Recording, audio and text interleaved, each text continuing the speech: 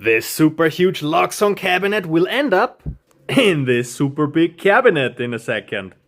I'm getting more and more international requests for projects, so I thought I'd make a video on how a cabinet I build looks like. So first of all, we have the complete normal stuff, the breakers, the RCDs and stuff. So that's as usual. For loxone, I typically take a one-phase RCD breaker combined. Is it called RCBO? Not sure about the English term. Leave a comment down below, which is just powering the loxone power supply. So whatever breaker or RCD is having a problem, if loxone would be here and the problem is in the kitchen, then still loxone would be off power. So that's why I have a separate one.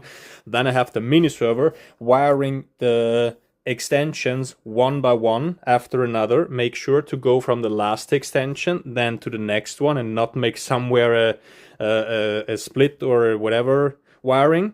And also make sure that you have a 120 ohm resistor in the mini server's packaging at the very end.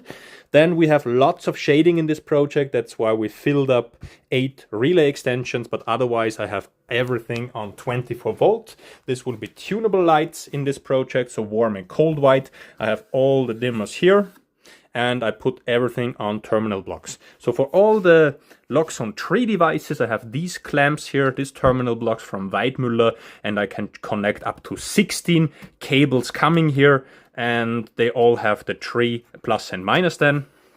Then we have digital inputs here for window contact. So I have all the DI extensions here wired, one here on these clamps and another one down there. And just to show you how it's done, the wiring on the site will then be just to have all the cables, which I already know from the planning.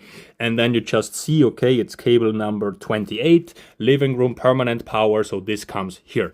And you do this for all the different stuff, or for the shades, for the 24 volt stuff, for the push buttons, and then you're basically done. This project was a bit special because we have connections on the lower end and the topper end. I, of course, prefer to have everything on the top row if I can choose. This was a bit complicated to think, okay, this RCD has top and bottom connection, so we have the neutral on both ends, and yeah.